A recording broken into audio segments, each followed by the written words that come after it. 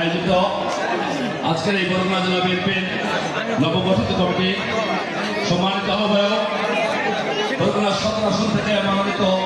ধানের শীষের প্রার্থী বিএনপি জাতীয় নির্বাহী কমিটির অন্যতম সদস্য বরগুনা জেলা বিএনপির সুযোগ্য আহ্বায়ক সংগ্রামী জনতা নজরুল ইসলাম মোল্লা এবং উক্ত কমিটির আমি সদস্য সচিব হুমায়ুন হাসান শাহিনকে এই সমিতি কর্তৃক আয়োজিত আজকের এই সংবর্ধনা সভায় সহযোগিতা সভাপতি আমাদের অত্যন্ত প্রিয় আপনাদের অত্যন্ত প্রিয়জন বরগুনার কৃতি সন্তান বাসার মিয়া আজকের এই অনুষ্ঠানের প্রধান অতিথি হিসেবে উপস্থিত হয়েছেন বিএনপি জাতীয় নির্বাহী কমিটির সম্মানিত ক্ষুদ্র ঋণ বিষয়ক সম্পাদক ঢাকা মহানগর বিএনপি সম্মানিত সাবেক আহ্বায়ক অত্যন্ত নন্দিত জননেতা এই আসন থেকে যিনি আগামী দিনের ধানের শীষের প্রতীক মহান জাতীয় সংসদে প্রতিনিধিত্ব করবেন আপনাদের সেই মহান নেতা নন্দিত জননেতা জনাব ডক্টর এম এ কায়ুম ভাই আজকের এই অনুষ্ঠানে আমাদের মাঝে উপস্থিত হয়েছেন এমজি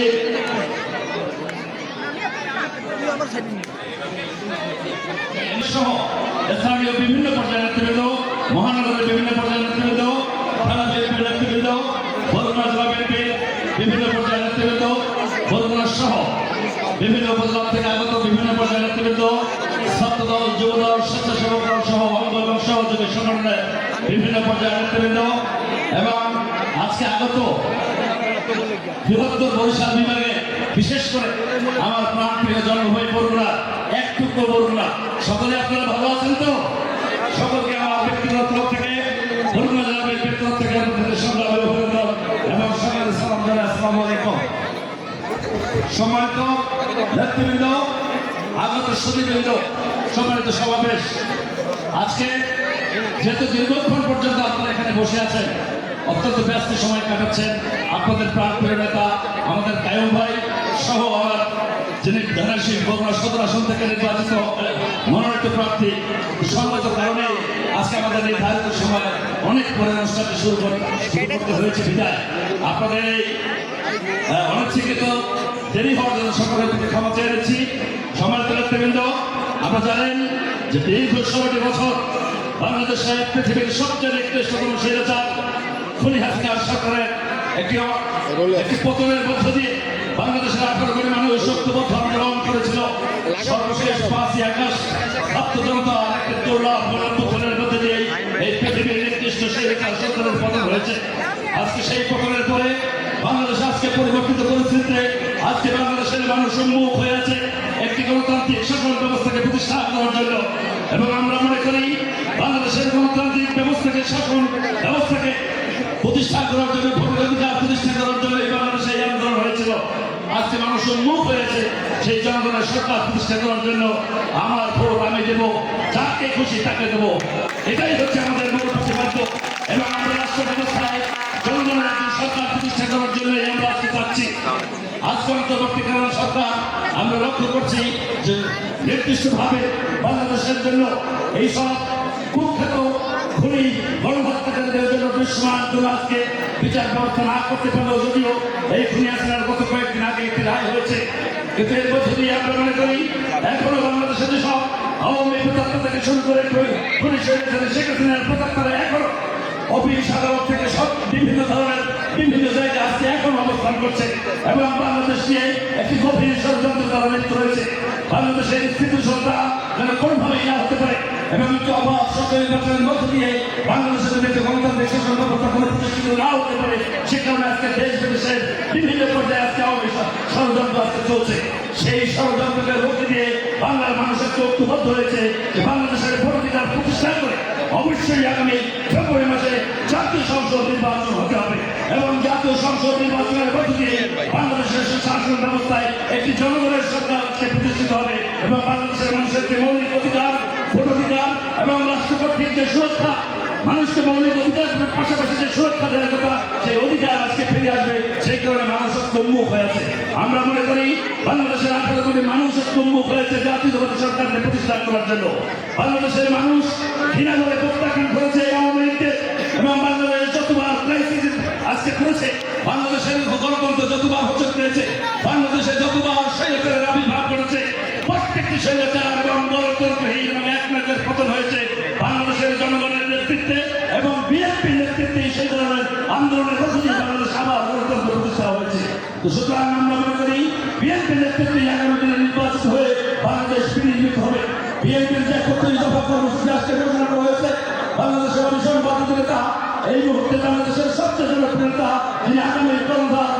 শহীদ রাষ্ট্রপতি জিয়াউর রহমানের সুযোগ করতে জননেতা তারেক রহমান যে 31 দফা কর্মসূচি ঘোষণা করেছে,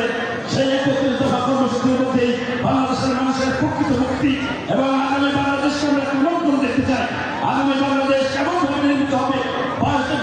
বাংলাদেশ তৈরি করতে হবে 18 কোটি মানুষের কাঙ্ক্ষিত বাংলাদেশ নির্মাণের যে 31 দফা, সেই 31 দফার আলোকে আজকে আমরা বাংলাদেশকে নির্মাণ করতে চাই এবং সেই 31 দফাকে আমাদের প্রত্যেকটি ভোটারের আত্মস্থ করতে হবে এবং প্রত্যেক ভোটারের দ্বারে পৌঁছতে হবে। বাংলাদেশের মানুষের মুক্তির সনদ হচ্ছে আজকে 31 দফা। সংগ্রামী ভাইয়েরা, আমি এবার বক্তব্য দীর্ঘায়িত করতে চাই না এবং জাতীয় রাজনীতির কথা বলবো না। আমি এখানে আপনাদের কাছে বিনীতভাবে অনুরোধ করবো, আজকে জাতীয় সংসদ নির্বাচনে আপনারা অনেকেই জানেন, বরগুনার সদর আসনে দীর্ঘ 35 বছর পরে স্থানীয়ভাবে বিএনপি একজন মনোনীত প্রার্থীকে এইবারের প্রথম আমাদের মনোনয়ন দেওয়া হয়েছে। আজকে যাকে মনোনয়ন দেওয়া হয়েছে, বিএনপি রাজনীতিতে তৃণমূল থেকে উঠে আসা সেই ব্যক্তি, যিনি ছাত্র দল যুব দল থেকে আজকে বিএনপির জাতীয় পর্যায়ে নেতৃত্ব দিচ্ছেন, যিনি 18 বছর বয়সে 21 বছর বয়সে দীর্ঘ সময় ধরে পরপর 3 টার্ম 18 বছর যিনি সাতমান ধরনের নির্বাচিত চেয়ারম্যান হিসেবে দায়িত্ব পালন করছেন। সুতরাং আমরা মনে করি জনগণের প্রকৃত জনগণের প্রতিনিধিত্ব করার যে সুযোগ, সেটি তার সৃষ্টি হয়েছিল এবং এই 18 বছরে তিনি যে সফলতার সহিত দায়িত্ব পালন করেছেন আপনারা অনেকেই জানেন এবং সেই কারণে আমরা মনে করি দেশের অবিসংবাদিতা বাংলাদেশের সবচেয়ে জনপ্রিয় রাজনৈতিক দল বিএনপি মনোনীত আজকে চৌথা বিশ্লেষণ করে আজকে ওই অঞ্চলের সর্বাধিক ব্যক্তিকে আজকে মনোনীত করা হয়েছে। সুতরাং আমরা মনে করি সদর আসনের মানুষ আজকে প্রত্যাশা করছে, আমতলিকা উপজেলার বরগুনার মানুষ আজকে মুখিয়ে আছে বরগুনায় বিএনপি এরকম একজন ক্লিন ইমেজের একজন প্রকৃতি জাতীয়তাবাদকে নির্বাচিত করার জন্য আজকে মানুষ ঐক্যবদ্ধ হয়েছে। সুতরাং আপনাদেরকে এখানে গুরুত্বপূর্ণ ভূমিকা রাখতে হবে। আমরা বিশ্বাস করি এই অঞ্চলে ব্যাপক সংখ্যক ভোট রয়েছে আমাদের বরগুনা এবং তারা আপনারা প্রত্যেকেই নজরুল ইসলাম মোল্লাকে আপনারা জানেন।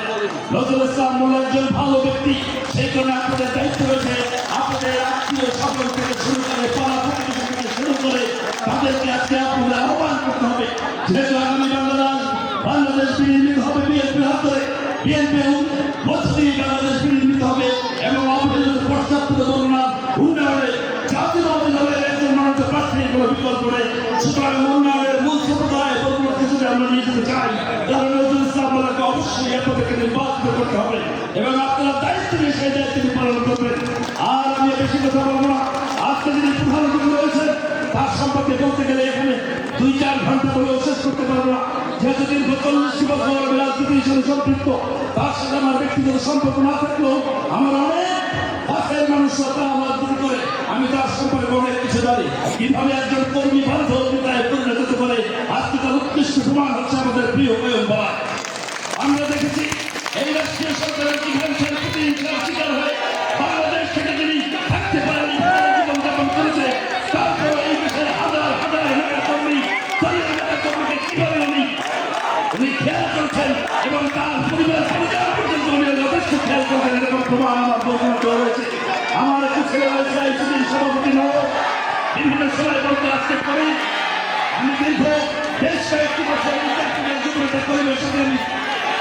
জীবনকে দিয়েছি। তার মুখে শুনেছি শত শত হাজার হাজার ছাত্রীরা আমাদের বর্ণনা রয়েছে। আমরা বিভিন্ন সময় শুনেছি যে ছাত্রদল যুবদল বিভিন্ন নেতাকর্মীর প্রতি তার যে উদারতা, তার যে মহানুভবতা এবং তার যে দায়িত্বতা, সত্যিকার অর্থে একজন আপনারা ভাগ্যবান যে এই ধরনের একজন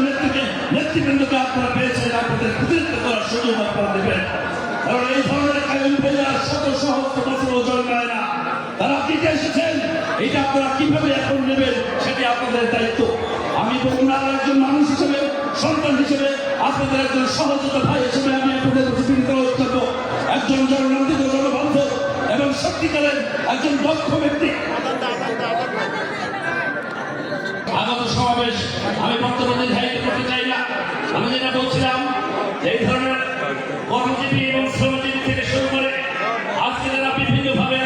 প্রতিহিংসার শিকার হয়ে যারা এলাকায় থাকতে পারেননি, আপনাদের সেই জনদরদি নেতা আজকে কায়ুম ভাইকে আপনারা বিপুল ভোটে নির্বাচনের মধ্য দিয়ে আপনারা তার প্রতিশোধ দেবেন নির্বাচনের মাঠে, নির্বাচনের ভোটে এবং গণতন্ত্রের প্রতিষ্ঠার মধ্য দিয়ে এই কায়ুম ভাই যে অপচার করেছে, উনি যে রাষ্ট্রীয় প্রতিহিংসার শিকার হয়েছে এবং রাষ্ট্রীয় প্রতিহিংসার শিকার হয়ে তার ভাই ছাড়া হয়েছে, আর প্রতিশোধ আগামী নির্বাচনের ভোটের মধ্য দিয়ে আপনারা দিবেন ইনশাআল্লাহ। আমরা প্রত্যাশা করি এই অপরাধ অঞ্চলে উন্নয়নের কায়ুম ভাইয়ের কোনো বিকল্প হতে পারে না। এবং আপনারা অনেকেই জানেন যে জিয়া পরিবারের অত্যন্ত বিশ্বস্ত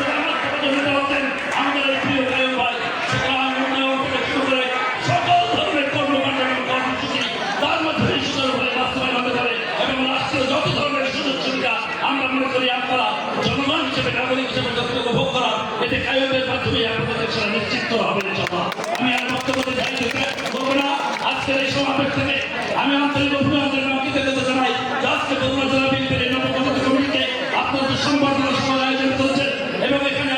আমাদেরকে যেভাবে সম্মানিত করেছেন, আমি আমার বগুড়া জেলা বিএনপির তরফ থেকে আবারও আপনাদের প্রতি গভীর কৃতজ্ঞতা প্রকাশ করছি। আমি কৃতজ্ঞতা প্রকাশ করছি আমাদের অঞ্চলের কৃতি সন্তান, আপনাদের অত্যন্ত প্রিয় ভাই বাসার ভাই সহ সংশ্লিষ্ট আয়োজন